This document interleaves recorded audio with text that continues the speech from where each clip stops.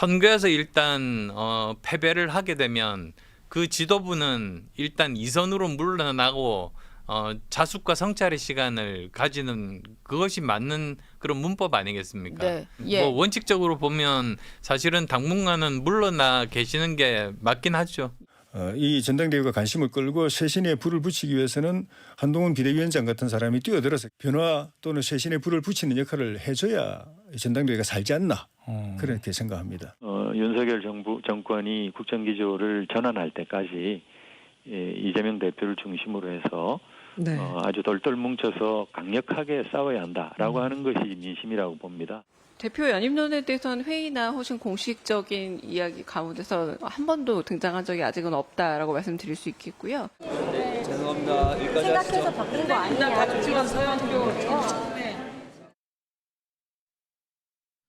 네, 정치권 현안 짚어보겠습니다. 정우김 전 새누리당 의원, 차재원 부산 가톨릭대 특임교수 나오셨습니다. 두 분 어서 오십시오. 예, 안녕하세요. 차 교수님, 22대 국회 개원 첫 주말 여야 최혜병 특검법을 두고 다시 충돌했습니다. 민주당은 윤석열 대통령의 잇따른 거부권 행사로 삼권 분립을 부정하고 있다면서 장외 투쟁 의지를 밝혔고, 조국 혁신당은 용산 대통령실 앞을 찾아서 장외 집회를 가졌는데요. 여야 움직임 어떻게 보고 계세요? 일단 야당 입장에서는 최혜병 특검법이 이번 총선의 민심이다. 그렇기 때문에 사실 22대 국회에서 1호 법안으로 반드시 간철시키겠다는 그런 의지를 아마 국민들에게 분명히 보여주는 하나의 퍼포먼스로 어제 장외 집회를 한 것 같고요. 또 하나는 사실은 이 지금 22대 국회와 관련해서 지금 일단 열리긴 했습니다만 원구성 자체가 지금 안 되고 있지 않습니까? 그런 네. 측면에서 본다고 한다면 야당이 주도권을 잡겠다는 그런 생각도 분명히 있는 것 같고요. 그리고 또 이 지금 지난 21대 국회에서 추진했던 최혜병 특검법이 결국 대통령 거부권에 의해서 막혔다고 한다면 22대 국회에서도 1호 법안으로 발의하는 이 법안을 계속적으로 거부할 경우에는 결국은 정치적 탄핵으로 갈 수밖에 없다. 그러한 부분들을 분명히 이야기하는 것 같고요. 반면에 국민의힘 입장에서는 여기에서 다시 또 밀린다고 한다면 사실은 22대 국회 내내 지금 현재 주도권을 빼앗겨서 밀릴 수밖에 없다. 그렇기 때문에 사실 강하게, 그러니까 지금 그 여당 입장에서도 이 부분을 강하게 그러니까 반박할 수밖에 없는데, 아무래도 명분의 이야기는 결국은 지금 그러니까 최혜병 이 지금 그 이 사고와 관련된 진상규명보다는 결국 야당이 궁극적으로는 대통령 탄핵을 위한 정치적 목적을 가지고 이 지금 불순한 의도에 의해서 이걸 강행하고 있는 것이 아닐까, 이런 부분들을 이야기하면서 여론전을 아마 지금 상당히 지금 신경을 쓰고 있는 것 같습니다. 정우김 전 의원님, 최상병 사건 기록을 경찰에 넘긴 시점에 윤석열 대통령과 이종섭 전 장관의 통화한 것과 관련해서 대통령실이 해명했습니다만 외압 의혹 논란이 지금 계속되고 있습니다. 윤 대통령이 의혹을 직접 설명해야 한다는 목소리가 지금 여권에서도 나오고 있네요. 경험칙으로 보면은요, 이제는 직접 나설 때가 아닌가, 저도 개인적으로 그런 생각을 합니다. 네. 왜냐하면은 그 진실에 대해서 가장 정확히 알고 있는 분이 대통령과 국방장관 아니겠습니까? 네. 그런데다가 지금 야당이 이를 빌미로 계속해서 장외 집회를 하고 있고요. 그리고 이 정치 공방을 소재로 해갖고 최대치로 활용하고자 들 것입니다. 그리고 이미 탄핵이라는 말을 저렇게 남발하고 있는 상황 아닙니까? 그래서 원구성을 포함해서 또 다른 특검에 이르기까지 최대한 활용하려고 드는 상황에서 대통령의 지지율이 또 높으면은 다른 방법으로 돌파할 수도 있는데, 네. 제가 볼 때는 이번 주가 굉장히 중요한 한 주가 되리라 생각합니다. 그렇다면 전공법으로 그 상황을 정확하게 설명해서, 중요한 거는 법적으로 이것이 위법의 소지가 있느냐만큼 중요한 거는 정치적으로 국민을 얼마만큼 설득하느냐에 있다고 생각합니다. 네. 과거의 여러 가지 경우의 수를 볼 때. 그래서 오히려 쾌도 남마 결자 해지할 타이밍이 지금이 아닐까. 그래서 야당이 생각하는 것보다 훨씬 큰 규모로 이 부분을 활수하게 해명하는 그런 어떤 정치적인 수를 쓰면 어떨까라는 개인적인 생각이 있습니다. 차 교수님, 이 예. 최상병 특검뿐만이 아니죠. 야권에서는 한동훈, 김건희 여사 특검을 예고하고 있습니다. 여당에서는 이재명 조국 방탄을 위해서다라고 주장하는 반면 지금 야당에서는 사실상 윤 대통령 특검이 될 것이다 이런 입장이잖아요. 일단 뭐 지금 야권의 입장, 그러니까 여당의 입장에서는 앞서 최혜병 특검법뿐만 아니라 지금 김건희 여사와 관련된 종합특검법까지 새로 발의를 한 상황이다. 그것이 그러니까 지금 22대 국회 개원하자마자 1호 각각의 1호 법안으로 지금 특검법을 이야기한다는 것 자체가 소위 말해서 툭하면 특검 아니냐 이러한 네. 부분들이 결국은 자신들의 이 정치적인 그 여러 가지 그러니까 지금 뭐 주도권이라는 측면도 분명히 있지만 사실은 이 지금 그러니까 이 특검법에 대해서 발의를 하고 결국은 지금 여당이 그러니까 대통령이 거부권을 내세워서 거부를 하는 상황이 된다고 한다면 여기에 대해서는 상당히 국민 여론이 돌았을 것이다. 그럴 경우에는 대통령 탄핵까지 갈 수 있다. 그런 측면에서 본다고 한다면 결국은 지금 이 대통령 탄핵이라는 상황이 만약에 가셔야 될 경우에는 결국 정치적인 이득을 얻을 사람은 사법 리스크에 직면해 있는 이재명 대표와 그리고 조국 대표일 것이다. 그런 논리 때문에 하는 것이 아니냐는 것이 여당의 논리인 것이고요. 네. 야당의 입장에서는 사실은 그런 것이 아니라 한동훈 특검법이라는 것 자체도 사실은 뭐 한동훈 전 법무부 장관의 자녀의 논문 대필 문제도 있지만 사실은 그 안에 또 뭐가 들어가 있냐면 고발 사주 의혹에 대한 부분도 있는 것이거든요. 네. 사실 고발 사주와 관련해서는 그때 당시의 지금 검찰총장이 윤석열 대통령이었다는 것이죠. 그렇다고 한다면 이 부분에 대해서는 우리가 분명히 지금 밝혀낼 필요가 있기 때문에 그런 목적에서 이야기를 한다는 것이고, 그리고 지금 민주당이 이야기하고 있는 김건희 여사 이 지금 종합특검법 같은 경우도 사실은 이 주가 조작뿐만 아니라 양평고속도로 지금 그러니까 이 노선 변경 의혹과 관련된 이 모든 것들을 봤을 때는 윤 대통령이 대통령으로서 그러니까 아내뿐만 아니라 처가 이익까지 네. 위해서 자신의 권리를 남용한 측면이 있다. 이런 부분 때문에 우리가 지금 특검을 하는 것이다는 식의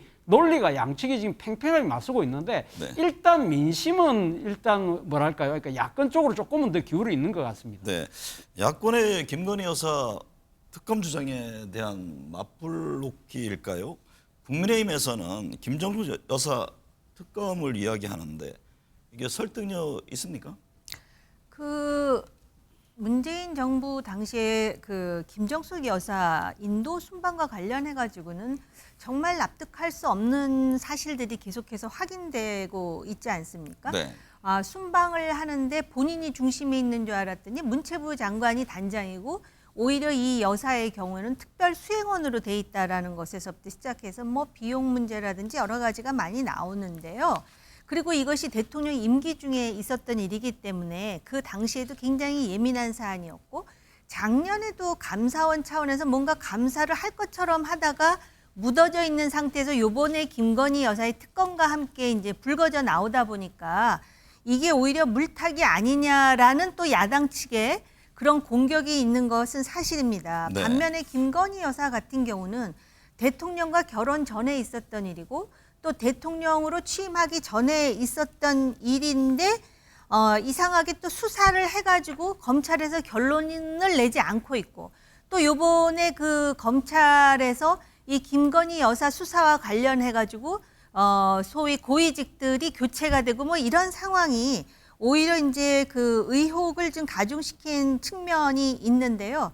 제가 볼 때는 두 가지 문제가 다 분명히 심각한 쟁점이기는 한데요. 네. 그런데 지금 그 여론이라는 게 조금 전에 차 교수께서도 말씀하셨지만 문재인 정권 당시에 이 문제가 있었을 때 문재인 정부의 그 지지도하고 지금 지지도가 다르다는 것이 상당히 민감하게 지금 작동을 하는 측면이 있습니다. 그러나 이 여사 두 분의 문제는 그 뭐라 그럴까 어떤 그 내용은 다를지 모르지만 분명히 이런 행동들은 문제가 있다라고 볼 수가 있겠죠. 네.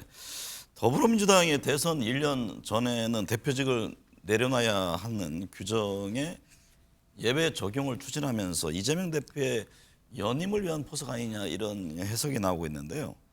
이 대표는 이달 안에 연임 여부에 최종 결단을 내릴 것으로 전망되는데 어떻게 보세요? 일단 뭐 저는 뭐 이 대표의 연임이 거의 한 90% 정도까지 아마 결심을 선 상태가 아닐까 하는 생각이 듭니다. 네. 지금 앞서 말씀하셨던 지금 그 당헌 당규상의 대권과 당권의 그 분리 규정 자체를 지금 손을 보겠다는 이야기가 지금 당내에서 나온다는 이야기가 사실은 이재명 대표가 만약에 지금 당대표에 출마하지 않는다고 한다면 이 조항을 굳이 바꿀 이유가 없지 않습니까? 만약에 이재명 대표가 만약에 당 대표가 됐을 경우에는 사실은 지금 그러니까 대선 전 그러니까 다음 차기 대선 1년 전인 2026년 3월 달에 내려와야 되는 상황이 발생할 수밖에 없는 것이거든요.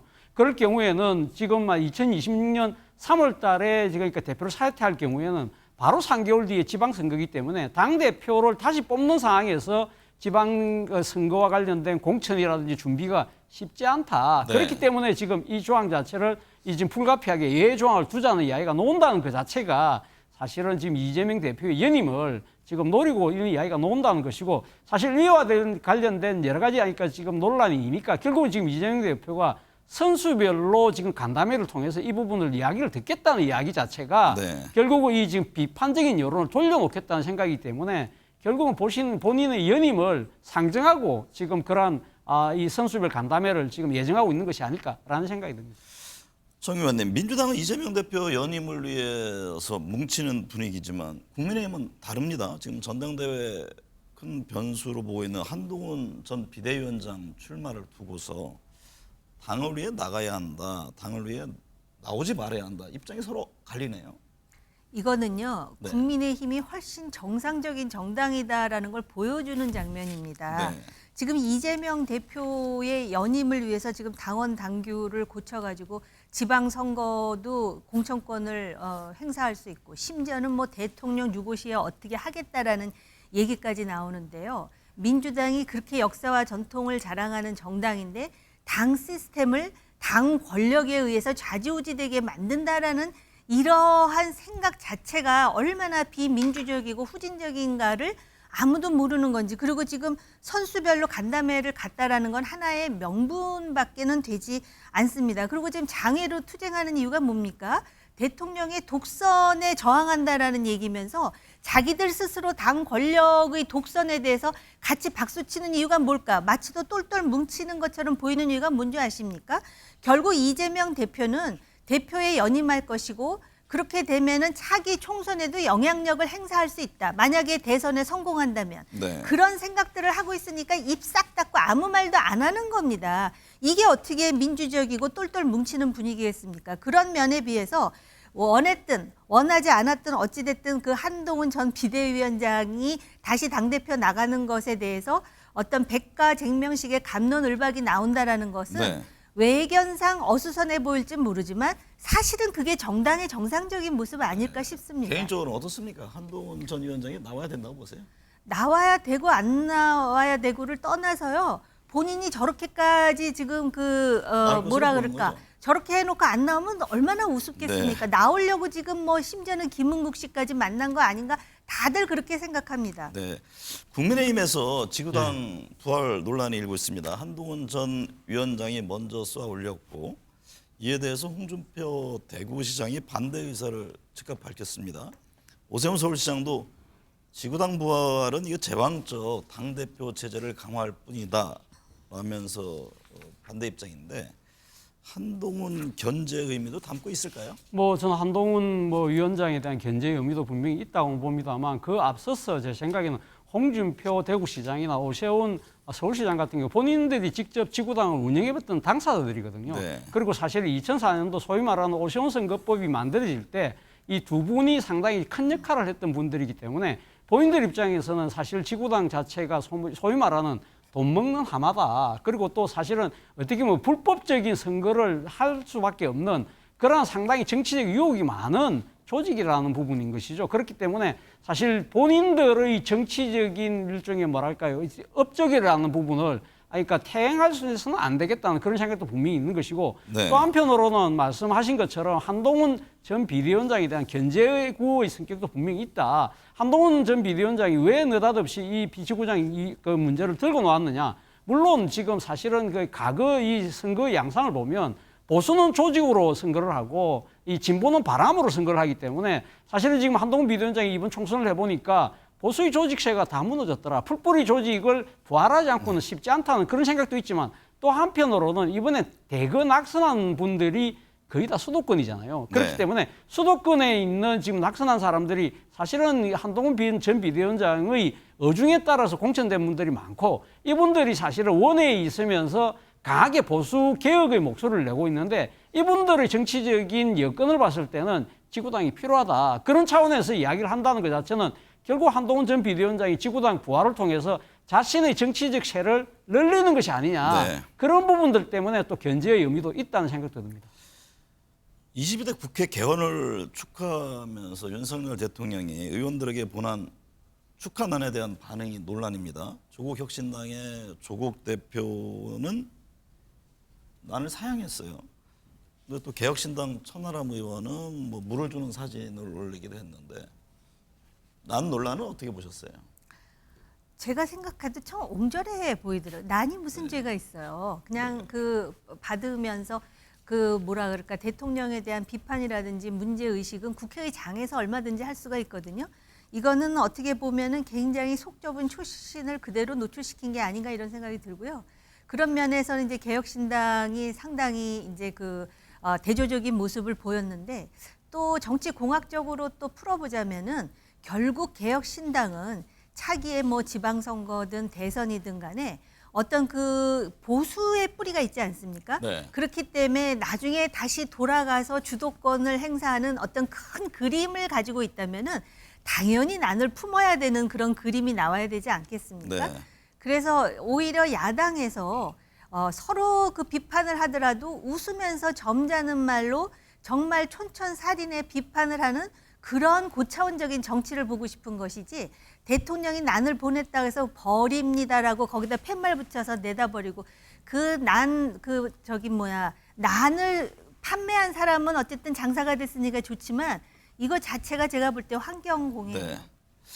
논란은 이게 축하난뿐만이 아니죠. 국민의힘 워크숍에서 윤 대통령이 국민의힘 의원들을 향해 여러분을 보니 스트레스가 풀리고 힘이 난다면서 지나간 건 잊고 앞으로 한 몸으로 나아가자라고 했는데 여권 일각에서는 또 이런 분위기를 멋득지 않게 생각하는 분들도 있어 보입니다. 예, 사실 뭐 저는 그 다음 날 신문에 보도된 두 장의 사진이 정말 저는 좀 의의가 없다는 생각이 들었는데요. 그러니까 이 국민의힘에서의 그 당선자 워크숍에서 윤 대통령이 만면에 웃음을 가득 띠고서 엇박것을 날리는 사진. 네. 그리고 반면에 민주당은 상당히 굳은 표정으로 결의에 찬 이런 구호를 외치고 있는 모습. 그거 보면서 저뿐만 아니라 적지 않은 사람들이 도대체 지난 총선에서 누가 이긴 거야? 네. 누가 진 거야? 헷갈릴 수밖에 없는 상황이라는 것이죠. 특히 지금 그러니까 당사 워크숍에서 대통령께서 이야기했던 뭐 과거의 일을 다 잊자 이야기는 다 그간의 당정의 갈등을 잊자는 이야기이긴 합니다만 문제는 그 워크숍에서 지난 2년 동안 왜곡된 당정 관계에 대한 일종의 개선의 목소리가 당선자들 사이에서 나오지 않았다. 네. 그리고 특히 대통령이 그러니까 지금 민심과 야당을 그러니까 지금 도외시한 채의 일방적인 국정 운영에 대한 나름대로의 반성의 목소리가 없었다. 그런 부분들에 대해서는 사실은 저는 이번 그 국민의힘 당선자들, 이제 의원들이죠. 의원들이 사실은 이런 부분들에 대해서는 좀 더 민심을 유의 있게 받아들일 필요가 있다는 생각이 듭니다. 유승민 전 의원 그래서 지난 2년간 너무 한 몸이 돼서 이게 총선에 참패한 건 아니냐 그런 뭐 지적도 했더라고요. 그래서 아마 유승민 전 의원 같은 경우는 이번 당권에 도전하는 아마 나름대로 명분을 여기서 찾지 않을까 생각도 듭니다. 네, 정우김 전 의원님, 최태원 SK그룹 회장과 노소영 아트센터 나비 관장의 이혼 소송 최 회장 측이 불복하면서 뭐 대법원까지 가게 됐는데 이 소송에 홍준표, 이준석 정치인들도 목소리를 내고 있습니다. 홍준표 시장은 SK가 통신 재벌로 큰 건 노태우 전 대통령 덕이다. 1조 4천억 정도는 각오해야 한다. 이런 발언까지 했는데 어떻게 보셨습니까? 그러니까 사람들마다 다 자기 입장에 따라서 해석이 다른 것 같아요. 또 이준석 개혁신당 의원은 지금 시대 상황이 달라졌기 때문에 이런 부분도 좀 조정이 돼야 되는 게 아닌가 이런 얘기를 했던데요. 저는 솔직히 이게 다른 사람의 사생활 문제이기 때문에 얘기하기는 조심스러운데 아무튼 우리나라에서 간통죄가 없어졌고요.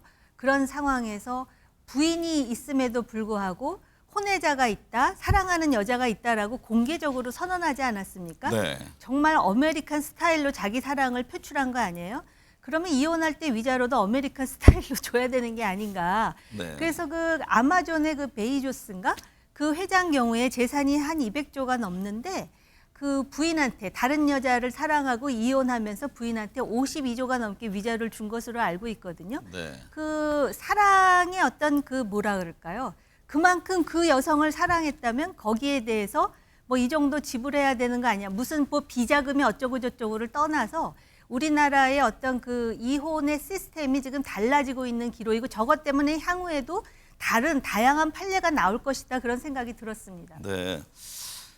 북한의 도발 문제 한번 좀 여쭐게요. 이게 뭐 오물풍선뿐만 아니라 그 위성 항법 장치죠. 네. GPS 전파 교란 일종의 공격이잖아요. 지금 네. 하고 있는데 좀 예사롭지는 않습니다. 이 의도를 어떻게 보세요? 일단 뭐 지금 그러니까 우리 그 남한 쪽에 있는 그러니까 대북 그 민주화 또 인권 단체들이 지난 5월달에 북한에다가 대북 전단을 아마 살포를 한 것에 대한 일종의 이에는 이 눈에는 눈이 식의 논리로 지금 대남 그러니까 오물 풍선을 보내고 있는 것 같습니다. 일단 뭐 지금 그러니까 지금 오물이 담겨 있기 때문에 당장에 큰 위협은 되지는 않지만 지금 그러니까 이 며칠 사이에 지금 벌써 한 1,000개 가까이가 날아오고 있는 상황이라고 한다면 네. 상당히 아마 국민들 입장에서는 상당히 좀 뭐랄까요? 그러니까 지금 이 신경이 쓰일 수밖에 없는 거잖아요. 네. 아마 북한 입장에서는 계속적으로 수고해야 될 거라는 식으로 얘기해서 피곤하고 좀 성가시게 만든다는 측면도 있고 더 나아가서는 앞서 말씀하신 것처럼 GPS 교란까지 지금 하고 있는데 아마 그 일정 지역에 아마 국한된 상태로 지금 지금 교란 전파를 보내고 있는 것 같습니다. 네. 이걸 본다고 한다면 북한이 뭐 전면적인 뭐 도발이라든지 상황 자체를 그렇게 심각하게 악화시키려는 의도는 지금 당장은 보이지 않지만 그것이 언제 어떻게 변할지는 모른다는 것이죠. 네. 특히 오물풍선 같은 경우에다가 만약에 화학 무기 같은 걸 만약에 담아서 보낼 경우에는 심각한 우리에게 위협이 될 수밖에 없는 것이고 그리고 GPS 교란 같은 경우도 상당히 좀 더 광범위한 단위에서 만약에 지금 할 경우에는 세상 바로 앞에 뭐가 있습니까? 인천공항이 있거든요. 네. 그런 경우에는 거의 뭐 전면전 수준으로 갈 수밖에 없다고 한다면 사실은 제가 생각해서 북한의 이러한 도발 행위에 대해서는 강력한 규탄과 함께 우리가 철저한 대비를 아울러 그러니까 하는 동시에 이 우리 정부도 이 지금 긴장 지금 이렇게 강화가 되는 측면은 상황 관리를 위한 좀 이 노력도 저는 필요하지 않을까 생각됩니다. 네.